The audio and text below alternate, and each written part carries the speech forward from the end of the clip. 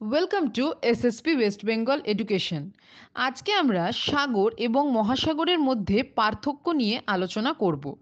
এই সাগর এবং মহাসাগর শব্দ দুটি আসলে এক শুনতে লাগলেও তারা কিন্তু কখনোই এক নয়।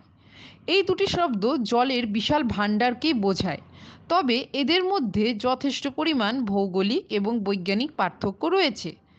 সমুদ্র সাধারণত মহাসাগরের থেকে আয়তনে অনেকটাই ছোট হয় এবং একটি নির্দিষ্ট ভৌগোলিক সীমানার মধ্যে সীমাবদ্ধ থাকে।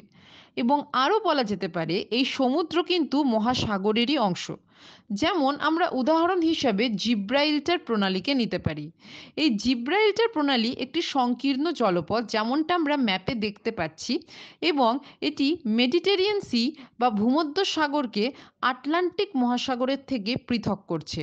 তাহলে আমরা ভালোভাবেই বুঝতে পারলাম কোথাও না কোথাও এই ভূমধ্য সাগর এই আটলান্টিক মহাসাগরের অংশ হিসাবেই অবস্থান করছে এবং তাদেরকে আলাদা করছে জিব্রাল্টার প্রণালী।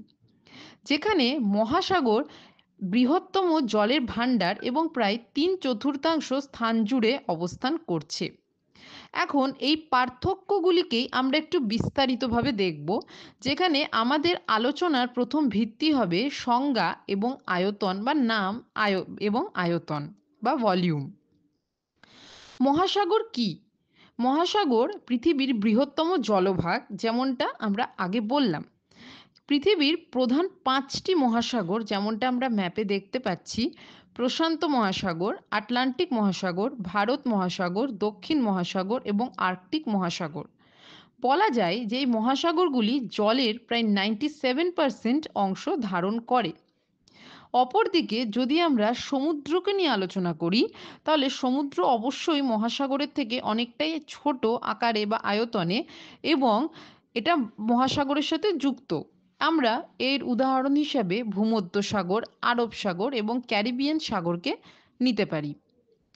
এখন আমাদের পরবর্তী আলোচনার ভিত্তি হলো ভৌগোলিক অবস্থান, অর্থাৎ জিওগ্রাফিক্যাল পজিশন অনুসারে সাগর এবং মহাসাগরের মধ্যে কি পার্থক্য রয়েছে।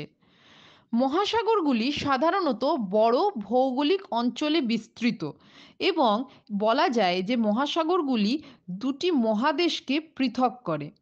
উদাহরণ হিসাবে আমরা আটলান্টিক মহাসাগরকে নিতে পারি। আটলান্টিক মহাসাগর ইউরোপ এবং আফ্রিকার পূর্ব উপকূল এবং আমেরিকার পশ্চিম উপকূলকে পৃথক করছে।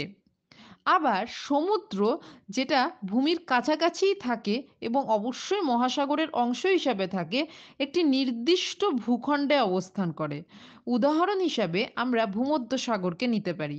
ভূমধ্য সাগর ইউরোপ, এশিয়া এবং আফ্রিকার মধ্যেই সীমাবদ্ধ, যেমন আমরা ম্যাপে দেখতে পাচ্ছি। পরবর্তীতে আমরা আরও যদি বিস্তারিত আলোচনা করি, তাহলে একটা জিনিস আমরা দেখব, সাগর যেখানে আমরা পড়লাম যে একটা নির্দিষ্ট ভূখণ্ডেই সীমাবদ্ধ, কিন্তু এর ব্যতিক্রমও রয়েছে। উদাহরণ সার্গাসো সি। এই সার্গাসো যে সি, যেটি কিনা আটলান্টিক মহাসাগরে অবস্থিত, এটি কিন্তু কোনো ভূখণ্ড দ্বারা বেষ্টিত নয়। এটি সামুদ্রিক স্রোত বা ওশেন কারেন্ট দ্বারা বেষ্টিত। পরবর্তী আমাদের আলোচনার বিষয় হলো গঠন এবং গভীরতা। গঠন এবং গভীরতার ভিত্তিতে আমরা সাগর এবং মহাসাগরের মধ্যে পার্থক্য আলোচনা করব। মহাসাগরগুলির গঠন অত্যন্ত গভীর হয়, প্রায় 3700 মিটার। যেখানে আমরা যদি ভালো করে লক্ষ্য করি, দেখব প্রশান্ত মহাসাগরের মারিয়ানা ট্রেঞ্চ, যেটির প্রায় গভীরতা 11,034 মিটার। অর্থাৎ বোঝাই যাচ্ছে যে মহাসাগর সাগরের তুলনায় অনেকটি গভীর। তবে আমরা সাগরের মধ্যেও গভীরতম স্থান জানব। সমুদ্রগুলির গড় গভীরতা সাধারণত 200 থেকে 2000 মিটারের মধ্যেই সীমিত থাকে। ক্যারিবিয়ান সি, এই ক্যারিবিয়ান সি হচ্ছে গভীরতম সাগর, এবং এই ক্যারিবিয়ান সি এর মধ্যে কোন পয়েন্টটি সব থেকে গভীর? না, কে ম্যান ট্রেঞ্চ। যেমনটা আমরা ম্যাপে স্পষ্ট দেখতে পাচ্ছি, এই কে ম্যান ট্রেঞ্চ, যেটি কিনা ক্যারিবিয়ান সিতে অবস্থিত, এটি হলো অন্য সমুদ্রের মধ্যে গভীরতম স্থান। তবে অবশ্যই সেটি মহাসাগরের থেকে কম গভীর। এখন আমরা আলোচনা করব লবণাক্ততার ভিত্তিতে আমরা কিভাবে সাগর এবং মহাসাগরকে আলাদা করতে পারি। মহাসাগরগুলি আকার এবং আয়তনে অবশ্যই সাগরের থেকে বড়, যেটা আমরা বারবারই আলোচনায় আমাদের আসছে আলোচনায়। এই মহাসাগরগুলি আকার এবং আয়তনে বড় হওয়ার কারণে এদের বাষ্পীভবনের পরিমাণটাও বেশি। খুব স্বাভাবিক, যেখানে বাষ্পীভবনের পরিমাণ বেশি হবে সেখানে লবণাক্ততার পরিমাণটাও বেশি হবে। তাহলে সাগর যেহেতু মহাসাগরের তুলনায় ছোট, তাই মহাসাগরের লবণাক্ততার পরিমাণ সাগরের তুলনায় বেশি। তবে এক্ষেত্রেও একটি ব্যতিক্রম রয়েছে, ডেড সি বা মৃত সাগর। মৃত সাগর সাগর, কিন্তু তা সত্ত্বেও তাতে মহাসাগরের থেকেও লবণাক্ততার পরিমাণ অনেকটাই বেশি। আমরা যেমনটা ছবিতে দেখছি, এই ডেড সি এর মধ্যে মানুষ কিন্তু অনায়াসে ভেসে থাকতে পারে। তার কারণ কিন্তু এর অতিরিক্ত লবণাক্ততা। অপরদিকে যদি আমরা বলি কি তাহলে মহাসাগরের মধ্যে সবচেয়ে লবণাক্ত মহাসাগর কোনটি? তাহলে তার উত্তর হবে আটলান্টিক মহাসাগর। এর পরবর্তীতে আমরা যেই যেটির ভিত্তিতে পার্থক্য করব সেটি হলো জীববৈচিত্র্য, অর্থাৎ মারিন বায়োডাইভার্সিটি।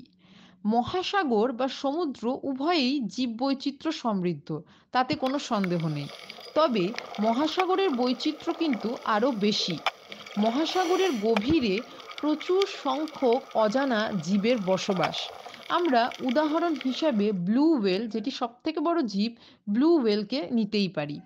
অবশ্যই এটা তো খুব স্বাভাবিক যে মহাসাগরের আয়তন বেশি হওয়ায় তাতে বায়োডাইভার্সিটির পরিমাণটাও অনেকটাই বেশি সমুদ্রের তুলনায়।